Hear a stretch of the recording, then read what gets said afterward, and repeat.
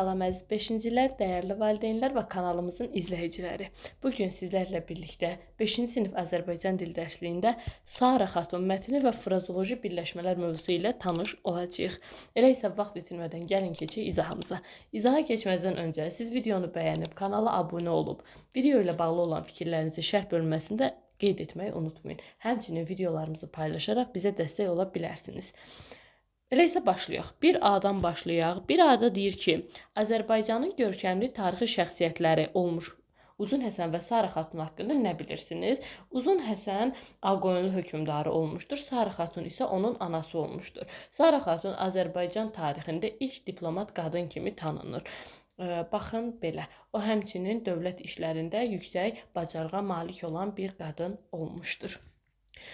Sara Xatun, gəlin birinci mətni sizinlə birlikdə yaxşıca bir oxuyaq. Birinci hissə. Gün qüruba əyilmişdi. Kris dağının üstünə toplaşan qara buludlar bir-biri ilə vuruşan əjdahalara oxşayırdı. Uzun Həsən təpədə çadırın yanında dayanıb bu döyüşə baxırdı. O qədər dərin fikrə getmişdi ki, anası Sara Xatunun gəlib onun yanında dayanmasını hiss etmədi. Sabah yaxşıca yağış yağacaq, oğlum. Uzun Həsən dönüb boylu buxunlu yerişindən, duruşundan hökm yağan anasına baxdı. Xeyir ol ana, xeyirdir ağrın ürəyimə. Uzun Həsən başını döndərib yenə də buludlara baxdı. Təpədən aşağıda ordugahın çadırları cərcə ilə düzülmüşdü. Amma bu ordugah ona çox kiçik görünürdü. Arazın o biri tayında dayanmış Teymurləncin nəvəsi Əbu Səidin qoşunundan çox az idi. Meydan müharibəsinə girsə uduzardı. Ana doğrudan sabah yağış yağacaq, deyəsən yağacaq. Görmədin, gün batanda buludlar necə qaralmışdı? Neçə vaxt idi ki, Qarabağa yağış yağmırdı, düşmürdü. Düzənlərin otu qurumuşdu. Heyvanlar, atlar otlamağa bir şey tapmırdı. Anası yağışı yad etməklə oğlunun ürəyinə çökən qara fikirləri dağıtmaq, ona yaz yağışı kimi sərinlik gətirmək istəyirdi.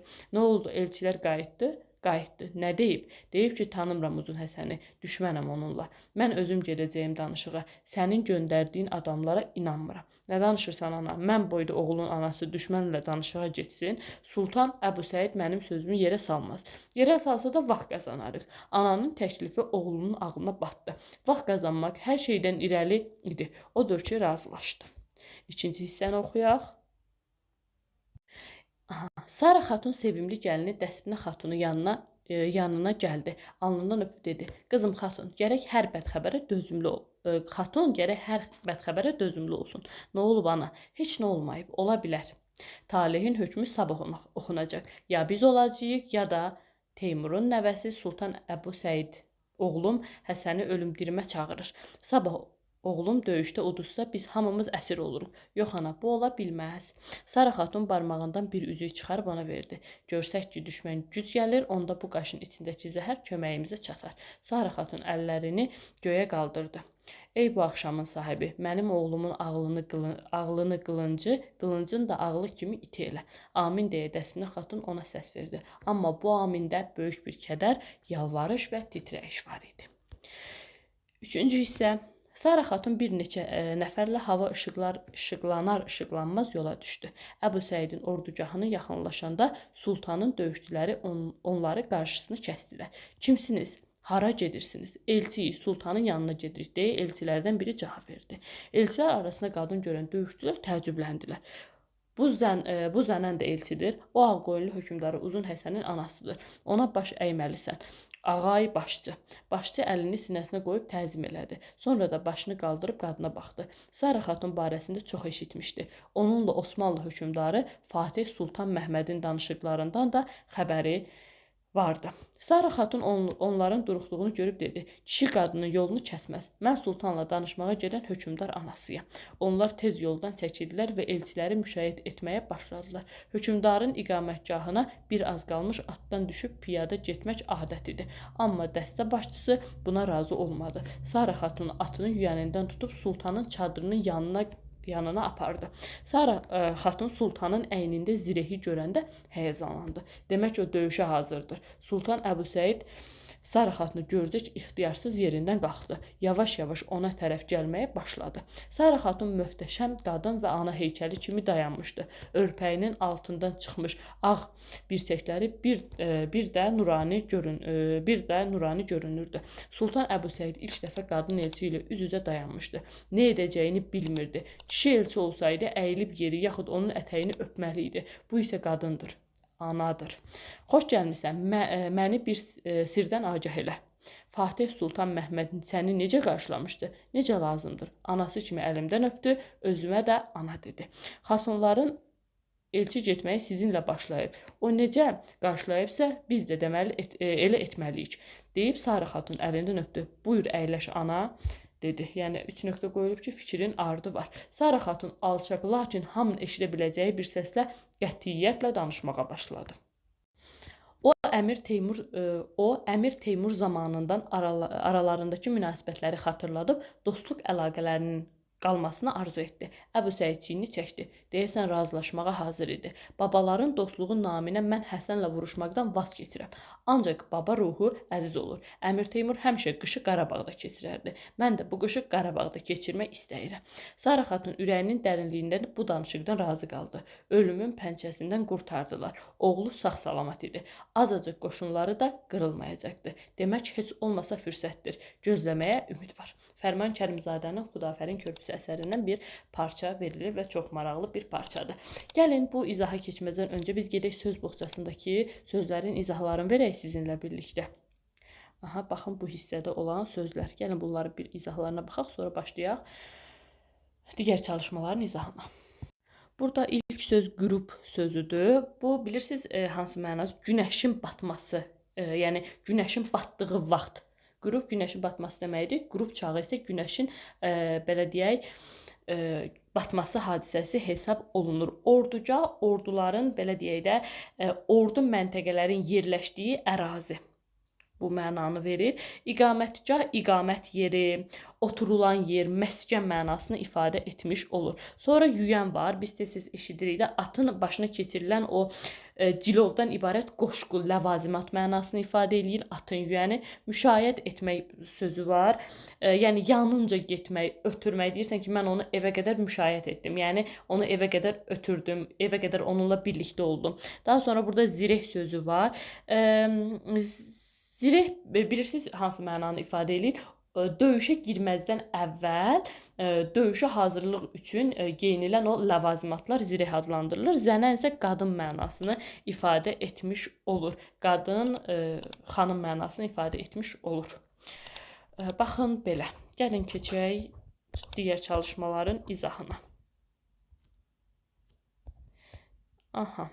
B-də bizə nə deyir? Deyir ki, verilmiş sözləri kök və şəkilçiyə ayırın. Sözün izahını oxuyun və şəkilçinin sözə qazandırdığı mənanı təxmin edin. Burada ordu sözün köküdür, cah leksik şəkilçidir. İqamət sözün köküdür, cah leksik şəkilçidir. Deməli, ordu qoşun mənasını ifadə edir. Buradakı cah şəkilçisi onu artırılaraq qoşunların müvəqqəti mənzil saldıqları yer mənasını ifadə edir. İqamət belə deyək, dövlət başçısının ərazisidir. İqamətgah isə belə deyək də orada dövlət başçısı belə yüksək vəzifəli şəxslərin sakin olduqları yer mənasını ifadə edir. Ümumiyyətlə buradan cah şəkilçisi haqqında belə bir nəticə çıxara bilərik ki, cah şəkilçisi yer, zaman məzmunu ifadə edir. Deməli, cah, yer, zaman dedimi, məkan mənasını ifadə edir. Məkan. Baxın belə. Orduca sözünün mənasından çıxış edərək verilmiş sözləri izah edin. Nişancah, nişan yeri, söhbətgah, söhbət yeri, qərargah, belə deyək, orduların o toplandığı ərazidir ki, yəni məsələn orada qərar verilir ki, növbəti döyüş harda baş verəcək. Qurbangah, qurbanların məsələn kəsildiyi yer ola bilər. Zireh sözünün izahlarını oxuyun. Mətndə bu söz hansı mənada işlənmişdir? Bəzi heyvanlar, gəlin bu zireh sözünün olduğu hissəni sizlə bir dəfə oxuyaq. Baxın bu hissə. Deyir ki, Sara xatun sultanın əynində zirehi görəndə həyəcanlandı. Demək o döyüşə hazırdır. Görək bizdəki zireh sözü hansı mənada işlənir. Bəzi heyvanların tısbağa, timsah bədənini örtən bərk qabıq. Bu əlbəttə ki, bizim axtardığımız zireh sözü deyil. Hərbi gəmilərdə, tanklarda xüsusi polad laylardan ibarət qoruyucu örtük, xeyir, ox və ya silahlardan qorunmaq üçün döyüşçülərin üstündən geyindikləri hərbi geyim. Bu isə bizim cavabımızı tamamilə ödəmiş olacaq. Nə anladın hissəsinə baxaq. Mətndən çıxış edərək adı çəkilən tarixi şəxsiyyətlərin kimliyini deyir, müəyyənləşdirin. Aha, deməli gəlin nömrələyək bunları. 3, 4. Uzun Həsən kimidir? Ağqoyunlu hökmdarı, 1-ə C gedəcək. Əmir Teymur kimidir? Teymurlar dövlətinin banisi idi, 2-yə C gedəcək. Əbu Səid kimidir? Teymurlar dövlətinin hökmdarı idi, 3-ə B gedəcək. Sultan Fatih Məhəmməd isə Osmanlı dövlətinin hökmdarıdır, 4-ə isə A gedəcək. Baxın belə. B-yə baxaq. Deyir, mətninə əsasən doğru fikirləri müəyyən edin. Hadisələr Qarabağda baş verir, doğrudur. Aramsız yağışlar Uzun Həsəni döyüşə başlamağa imkan vermirdi. Xeyr, qeyd olunur ki, uzun müddət yağış yağmırdı. Uzun Həsən anasını Əbu Səidlə danışmağa göndərmək istəmirdi. Bu doğru fikirdir. Sultan Əbu Səid ilk dəfə idi ki, qadın elçi ilə söhbət edirdi. Doğru fikirdir. Əbu Səidlə danışıqlarda Sarı Xatun əsas məqsədi vaxt qazanmaq idi. Xeyr, əsas məqsədi döyüşü belə deyək, önləmək idi. Amma vaxta qazandı. Deməli 1, 3, 4 bizim axtardığımız düzgün cavab olmuş olacaq. Davam edək. Düşün və cavab ver hissəsinə. Deyir, mətninə əsasən cümlələri tamamlayın. Uzun Həsən anasının təklifi ilə razılaşmaq istəmirdi. Çünki o düşünürdü ki, belə edib bir növ özünü sıxışdırmırdı ki, mən boyda oğlun anası düşmənlə danışığa gedər.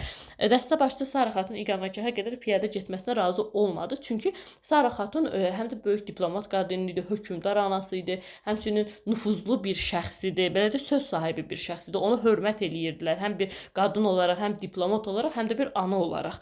Sultan Əhməd Səid Sarı Xatun qarşılaşanda özünü itirdi. Çünki ilk dəfə idi, belə deyək, o qadın elçi ilə rastlaşırdı. Hər zaman məsələn başqa elçilər gəlib onun ətəyini öpürdülər, ona təzim edirlər. Amma bu həm hökmdar qadın idi, həm ana idi, həm böyük diplomat idi, həm də ilk dəfə idi qarşısında belə deyək, qadın elçi görürdü. Ona görə özünü itirdi. Sarı Xatun ilə gəlini Dəsminə Xatun arasındakı dialoqdan çıxış edərək onların xarakterinə deyir münasibət bildirin. Olar, gəlin baxaq bir dənə həmin dialoqa. Sizlərlə birlikdə oxuyaq. İkinci hissə onunla başlayırdı. Burada. Deyir, Sarı Xatun sevimli gəlini Dəsminə Xatunun Trabzon hakimliyinin qızı olub, yanına gəldi. Alnından öpüb dedi. Qızım, Xatun gərək hər bəd xəbərə dözümlü olsun. Nə olub ana? Heç nə olmayıb, amma ola bilər. Talehin hökmü sabah oxunacaq. Ya biz olacağıq, ya da 3 nöqtə. Teymurun nəvəsi Sultan Əhməd Səid oğlum Həsənli ölüm dirmə çağırır. Sabah oğlum döyüşdə uduzsa, biz hamımız əsir olarıq. Yox ana, bu ola bilməz. Sarı Xatun barmağından bir üzük çıxarıb ona verdi. Görsək ki, düşmən güc gəlir, onda bu qaşın içindəki zəhər köməyimizə çatar. Sarı Xatun əllərini göyə qaldırdı. Ey bu axşam sahibi, sən oğlumun ağlını qılıncın da ağlı kimi iti elə. Amin deyə Dəsminə Xatun ona səs verdi. Amma bu amində böyük bir kədər, yalvarış və titrəyiş var idi. Deməli, Sarı Xatun belə deyək də mərddir, cəsurdur. Yəni düşmənə əsir düşməmək üçün özünü öldürməyə belə hazırdır. Və həmçinin uzaq görən bir insandır, qayğıkeşdir, gəlini gələcək çətinliklərə hazırlaya bilir. Yəni indi heç nə olmuyor, amma gələcəkdə ola bilər. Bax belə, həmçinin ümidli bir ana obrazı yaradıb. Dəsminə Xatun o inanmır, biraz inamsızlıq var onun içindəki. Deyir, yox ana, bu ola bilməz. Amma yenə də o da belə deyək də Sarı Xatuna etibar edir və öz həyat yoldaşına etibar eləmiş olur. Aha, gəlin keçək növbəti 3A-ya. 3A-da bizə nə deyir? Deyir, cədvələ əsasən qeyd götürülməklə Azərbaycan 15-ci əsrdə mətnli dinləyin. Dinləyək, məsələn, burada bizə bir nümunə də verilib. Tutaq ki, tarix verilib 15-ci əsrin 40-50-ci illərində Ağqoyunlu tayfasının başçısı Cahangir Mirzə tarixi hadisə onun dövründə Ağqoyunlular dövləti zəifləmişdi. Əlavə qeyd Sarı Xatunun oğlu olub. Gəlin birlikdə o mətni dinləyək. Azərbaycan 15-ci əsrdə. Qədim zamanlarda Azərbaycanın və Cənubi Qafqazın böyük bir ərazisində Ağqoyunlular adlanan Oğuz tayfası yaşayırdı. Bu tayfanın soy kökü Kitabi-Dədə Qorqudun qəhrəmanı Bayandur xana gedib çıxır. 15-ci əsrin 40-50-ci illərində Ağqoyunluların yaratdığı dövlət Cahangir Mirzənin dövründə xeyli zəifləmişdi. Onun anası Sara xatunun müdrikliyi və saraydakı nüfuzu sayəsində dövlətin varlığı qorunub saxlandı. Belə ki, Sara xatun o biri oğlu Uzun Həsənin Ağqoyunlu taxtına çıxmasına nail oldu. Uzaq görənliyi və hərbi istedadı ilə seçilən Uzun Həsən dövləti xeyli möhkəmləndirdi. Bu işdə onun ən yaxın məsləhətçisi anası Sara xatundu. Bu müdrik qadın Türk-Müsəlman dünyasının ilk qadın diplomatı hesab edilir. Uzun Həsən Azərbaycanda vahid dövlət yaratmaq istəyirdi. Lakin Osmanlı Sultanı II. Mehmet də Azərbaycan torpaqlarına yiyələnmək niyyətində idi. Osmanlılarla müharibə Ağqoyunlu dövlətini zəiflədə bilərdi. Odur ki, 1461-ci ildə Sara xatun Sultan II. Mehmetin yanına yollandı. Mənbələrə görə diplomatik danışıqlar zamanı Sara xatun və II. Mehmet bir-birinə ana, oğul deyə müraciət edirmişlər. Sara xatun iki Türk dövləti arasında sülh bağlanmasına nail oldu. Bundan bir neçə il sonra 1465-ci ildə Sara xatun vəfat etdi. Az keçmədi ki, Uzun Həsən yeni bir təhlükə ilə üzləşdi. Ağqoyunlu dövlətinin güclənməsi Teymuri hökmdarı Əbu Səidi qorxudurdu. Odur ki, 1468-ci ildə böyük ordu ilə Azərbaycana yürüşə başladı.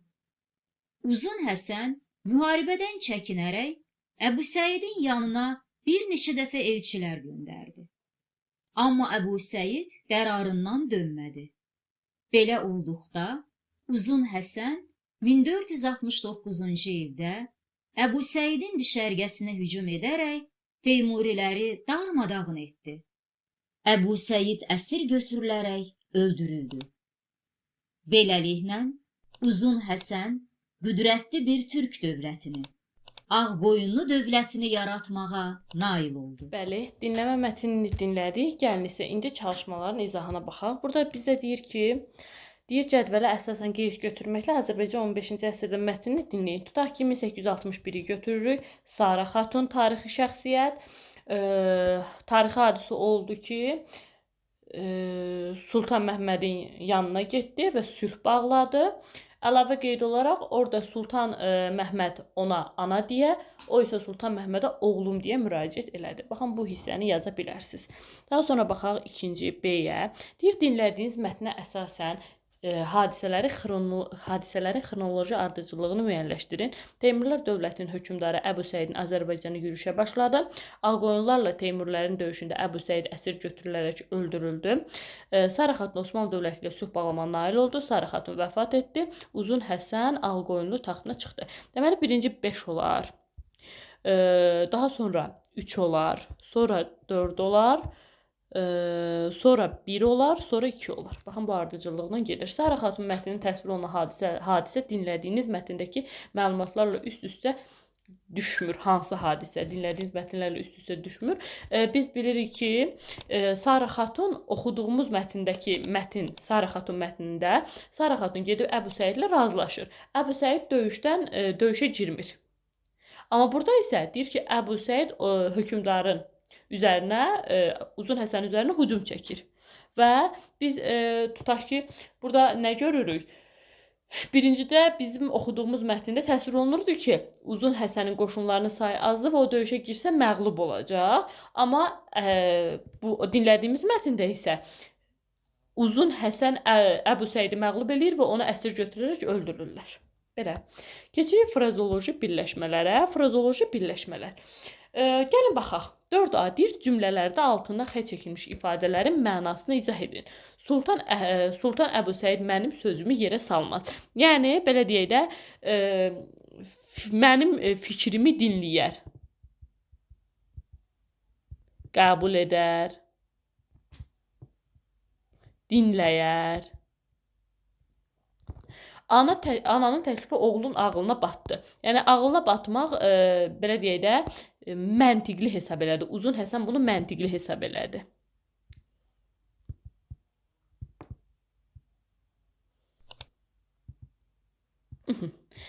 Yadda saxla qisminə baxaq. Bəzi söz birləşmələrinin tərkibindəki sözlər öz həqiqi mənasından uzaqlaşır və bütövlükdə bir leksik məna ifadə edir. Belə söz birləşmələri frazoloji birləşmələr adlanır. Məsələn, asmaq, paltar asmaq, bir də qulaq asmaq. Baxın, belə deyək də, asmaq sözü tutaq ki, nəyisə götürüb haradansa asmaq mənasını ifadə eləyir. Düzdür? Biz paltarı səbətdən götürüb ipdən asa bilərik. Bu həqiqətən də mümkündür. Amma biz kimisə dinlədiyimizdə qulağımızı heç yerdən asmırıq. Deməli, qulaq nədir? İnsanın bir bədən orqanı, üzvü. Asmaq isə nəyisə götürüb haradansa asmaq mənasını ifadə edən feildir. Bax, qulaq sözü də, asmaq sözü də öz həqiqi mənalarından tamamilə uzaqlaşaraq ikisi birləşib birlikdə bir məcazi məna ifadə eləyiblər. Dinləmək mənasını. Frazoloji birləşmələr əksəriyyəti hərəkət bildirir, yəni biz onları mürəkkəb feil hesab edirik. Lakin ad, əlamət, tərz ifadə edən frazoloji birləşmələr də vardır. Onların çoxunu bir sözlə əvəz etmək olar. Məsələn, ürəyinə xal düşmək, şübhələnməz, bir göz qırpımında tez, cəld, aydan arı sudan durur, tərtəmiz mənalarını ifadə etmiş olur. Hər sırada verilmiş frazoloji birləşməni deyir, müəyyən edin. Özündən çıxmaq, evdən çıxmaq, qutudan çıxmaq. Qutudan çıxmaq olar, evdən çıxmaq olar, özündən çıxmaq, bu isə frazoloji birləşmədir, yəni əsəbləşmək mənasını ifadə edir. Quyudan su çəkmək olar. Tərəzidə çəkmək olar, fikri isə çəkmək olmur. Burada artıq həddindən artıq düşünmək mənasını ifadə etmiş olacaq. Qonaq gəlmək, özünə gəlmək, bağa gəlmək. Bağa da gələ bilərik, qonaq da gələ bilərik. Burada özünə gəlmək dedikdə isə belə deyək də özünü toparlamaq mənasını ifadə edir. Qatardan düşmək, ağacdan düşmək, ürəyi düşmək, qorxmaq mənasını ifadə etmiş olacaq. Frazoloji birləşmələrin deyir mənalarını müəyyənləşdirin. Göz verib işıq verməmək, yəni belə deyək də zülm etmək. Aha, gözün acısını almaq, qorxutmaq. Burada var da, buradan götürək. Aha, deməli göz verib işıq verməmək, gözü kəlləsinə çıxmaq, gözü yolda qalmaq, gözün acısını almaq, göz qoymaq, gözünün suyunu axıtmaq. Aha, deməli təəccüblənmək, gözü kəlləsinə çıxmaq.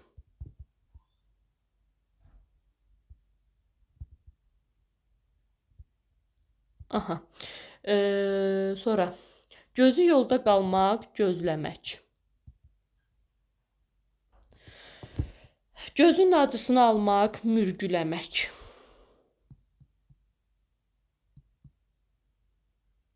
Aha. Gün verib işıq verməmək, incitmək. Sonra göz qoymaq, nəzarət etmək.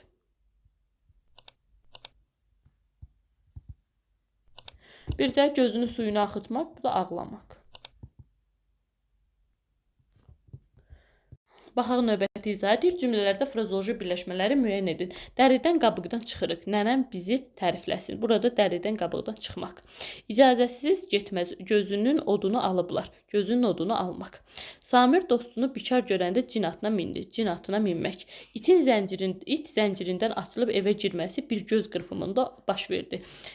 Bir göz qırpımında baş vermək. Xəstə bir aydır ki, yemir, içmir, bir dəri, bir sümük qalıb. Bir dəri, bir sümük qalmaq. Baxın, belə. Deyir ki, həmin frazoloji birləşmələr məsdər formasında yazıb qarşısındakı mənasını müəyyən edin. Məsələn, dəridən qabıqdan çıxmaq, çalışıb vurulmaq mənasını ifadə edir. Gözünün odunu almaq. Burada yazaq. Gözünün odunu almaq. Qorxutmaq mənasını ifadə edir. Cin atına minmək.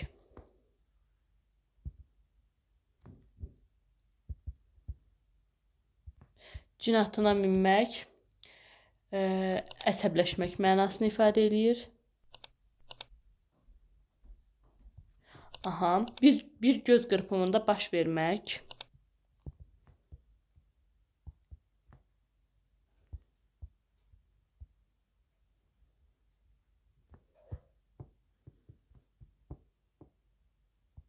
Bu tez cəld mənasını ifadə eləyir. Bir dəri bir sümük qalmaq.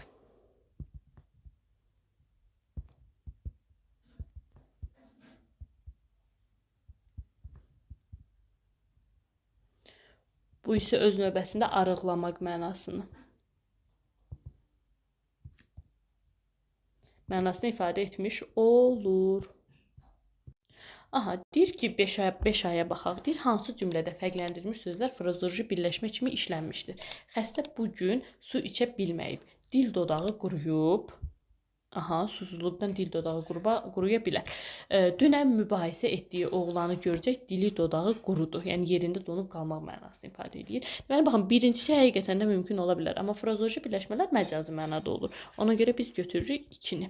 Bəzi söz birləşmələri həm həqiqi, həm də məcazi mənada işlənə bilər. Bu kontekstə əsasən müəyyən etmə mümkündür. Məsələn, uşağı atdığı top yola düşdü. Top həqiqətən də yola düşə bilər. Həqiqi mənada qonağımız şəhərə yola düşdü. Burada isə belə deyək də, harasa getmək mənasını ifadə etmiş olur. Baha bəyə, aşağıdakı ifadələri həm həqiqi, həm də məcazi mənada cümlədə işlədin deyir.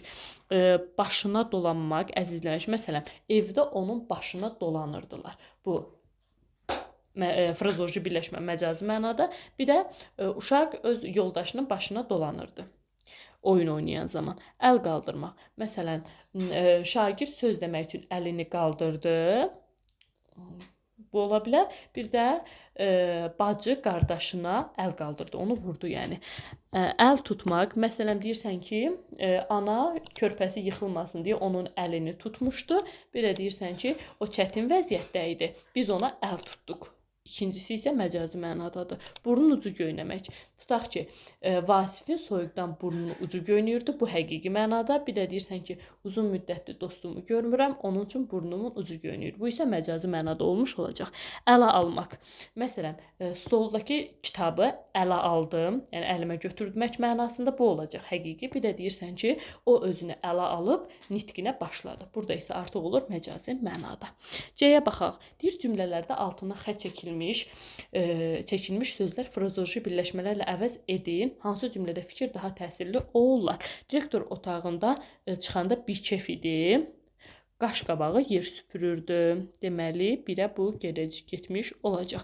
Neçə ildir zalım kişi onu incidir. Onun gününü qara eləyib. Alabaş tapılanda sevindi. Onun gözlərinə işıq gəldi. Çəkdiyim rəsmə baxanda heyrətləndi. Ağzı açıla qaldı. Bu da belə. Frazoloji birləşmələrin amonimliyi və sinonimliyi ola bilər. Bu mümkün variantlar içərisindədir.